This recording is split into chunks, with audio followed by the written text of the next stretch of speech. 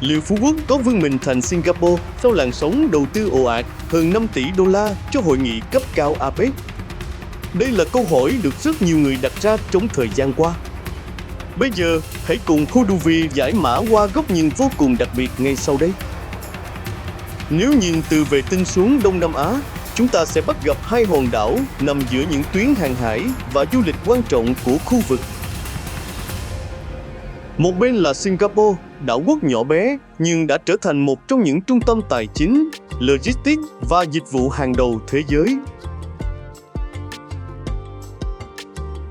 Dân số hiện tại của Singapore khoảng 6 triệu người. Đây là một đảo quốc và thành quốc có chủ quyền ở Đông Nam Á.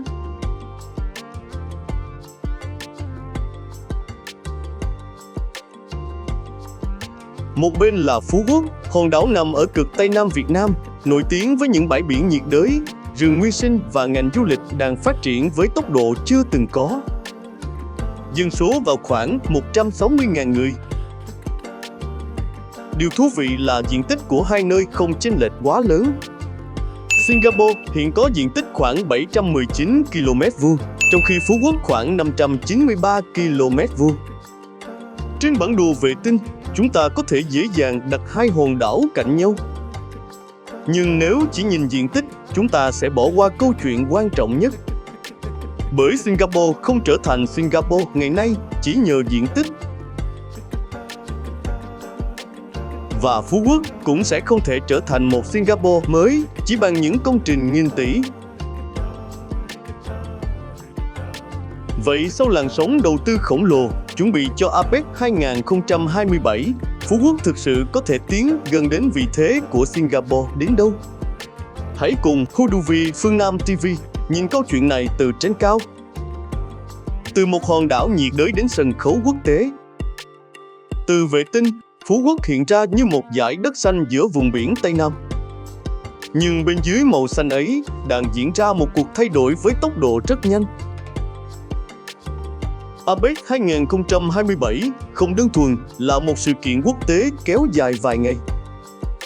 Đây đang được xem như một cú hích tái cấu trúc hạ tầng quy mô lớn đối với Phú Quốc. Theo kế hoạch được công bố, có 21 dự án cấp bách với tổng nguồn lực lên tới khoảng 137.138 tỷ đồng, tương đương hơn 5,4 tỷ đô la. Trong đó, phần lớn đến từ PPP và đầu tư tư nhân. Hãy thử hình dung quy mô của con số này. Đây không còn đơn giản là xây thêm một vài khách sạn hay resort, mà là xây dựng lại những lớp hạ tầng, nền tảng của cả một đô thị đảo. Từ trung tâm hội nghị, sân bay, đường giao thông, điện, nước, xử lý rác thải, đến chuyển đổi số và giao thông công cộng. Và tất cả phải được tăng tốc để cơ bản hoàn thành trước ngày 31 tháng 5 năm 2027, phục vụ quá trình chạy thử trước APEC. Nói cách khác, Phú Quốc đang phải thực hiện trong vài năm những thay đổi mà nhiều đô thị phải mất hàng chục năm để hoàn thiện. Từ vệ tinh, chúng ta thấy gì? Hãy phóng to về khu vực trung tâm đảo. Một trong những dự án đáng chú ý là Trung tâm Hội nghị và Triển lãm APEC. Với quy mô lớn biển khoảng 28 hecta và tổng mức đầu tư được nêu khoảng 21.860 tỷ đồng.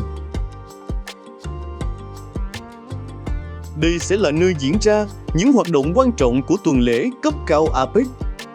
Nhưng giá trị thực sự của công trình này không chỉ nằm ở vài ngày hội nghị. Nếu được vận hành hiệu quả sau APEC, đây có thể trở thành hạt nhân để Phú Quốc phát triển một thị trường hoàn toàn khác. MICE, du lịch hội nghị, triển lãm và sự kiện quốc tế.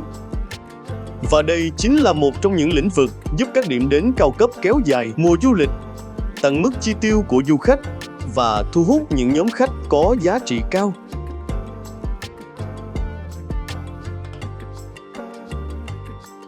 Tiếp tục nhìn từ vệ tinh. Sân bay Phú Quốc cũng đang được định hướng nâng cấp lên tiêu chuẩn cấp 4E của ICAO, nhằm tăng năng lực khai thác và đáp ứng nhu cầu đi lại quốc tế, trong đó có các chuyến bay chuyên cơ phục vụ sự kiện.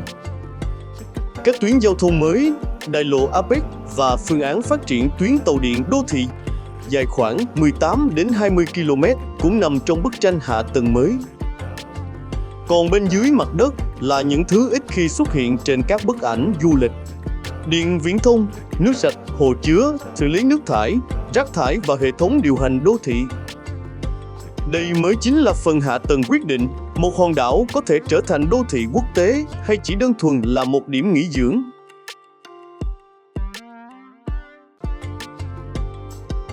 Nhưng tại sao lại so sánh với Singapore?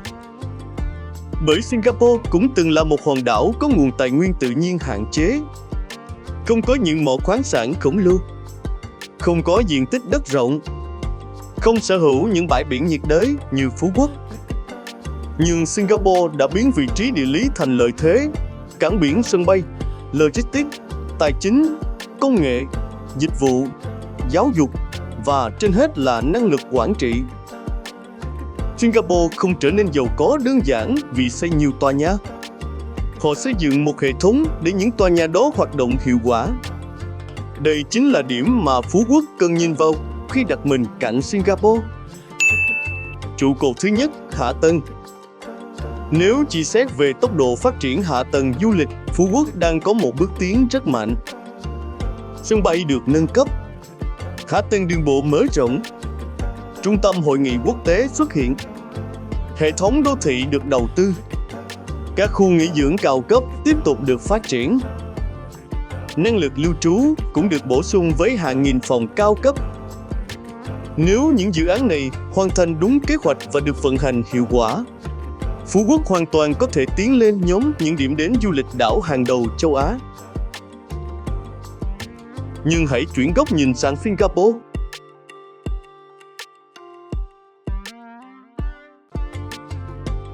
Changi không đơn thuần là một sân bay.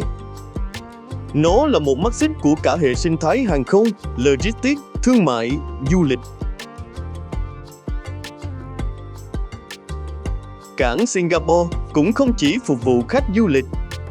Nó là một trong những trung tâm hàng hải quan trọng nhất thế giới. Vì vậy, Phú Quốc có thể xây được những công trình hiện đại tương đương về hình thức. Nhưng để đạt được hiệu quả kinh tế như Singapore lại là một câu chuyện hoàn toàn khác. Trụ cột thứ hai, mô hình kinh tế. Đây có lẽ là khoảng cách lớn nhất. Singapore xây dựng nền kinh tế dựa trên những ngành có giá trị gia tăng rất cao: tài chính, công nghệ, logistics, thương mại quốc tế và dịch vụ chuyên môn. Trong khi đó, Phú Quốc hiện vẫn dựa rất lớn vào du lịch, lưu trú, bất động sản nghỉ dưỡng, vui chơi giải trí và kinh tế đêm.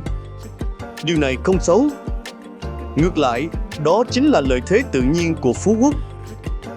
Nhưng nếu muốn trở thành một trung tâm quốc tế thực sự, hòn đảo cần đi xa hơn mô hình đến đây để nghỉ dưỡng, mà phải tiến tới đến đây để hội nghị đầu tư, tổ chức sự kiện, kinh doanh, trải nghiệm và lưu trú dài ngày.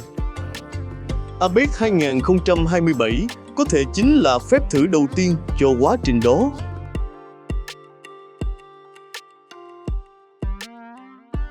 Nhưng trụ cột thứ ba mới là điều quan trọng, quyết định hóa rồng của một quốc gia. Trụ cột đó là gì?